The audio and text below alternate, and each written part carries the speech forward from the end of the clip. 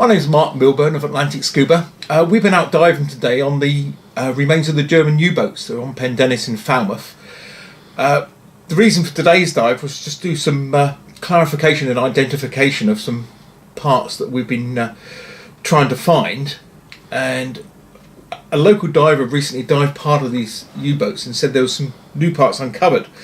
So we were going to have a look today at these parts, but the original photographs we've got only show 2 U-boats, and we've been collecting these photographs over time. We've identified those 2, and we've now, as we've collected more and more, we've found there are other U-boats there, and the original record said there was actually sort of 5 or 6 came to Falmouth, and we've only ever seen 3 of these. One is on another beach because that was dragged off to be salvaged, but we've only ever seen the parts of these 2. So we've been looking for the remains of the other 3.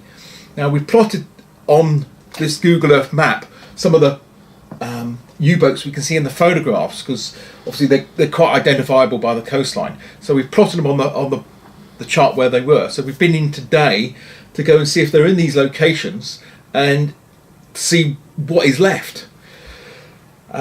We jumped in, we anchored the boat up close to where the far 2 U-boats were. The first thing that sort of came to our attention was quite a bit of wreckage, and some of it was stood up a good couple of metres.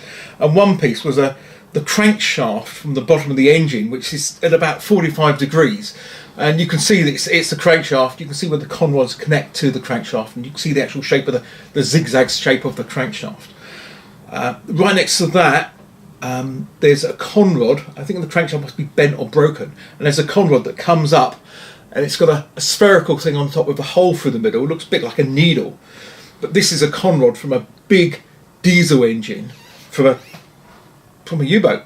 Right next to that, there are 2 circular features which are actually cylinders. These are the cylinder bores. If you look inside, you can see the top of the conrod with the gudging pin, but the piston was probably alley, and that's now eroded away.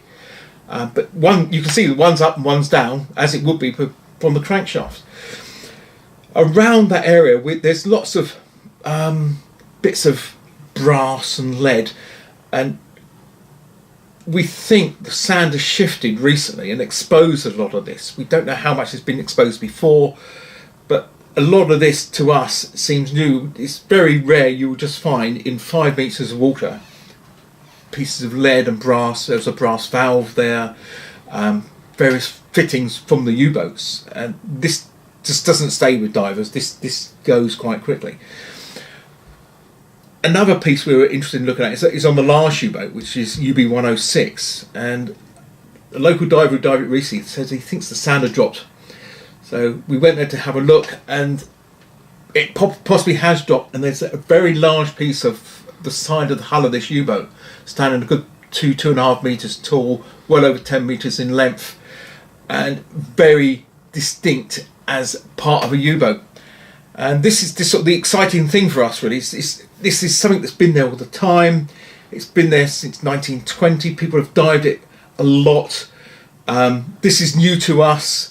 To some people, some bits will be new, some bits will be old, but this is on the doorstep. We've got local divers who have been diving in the area for years and years and years, and they haven't seen these parts of the U-boat.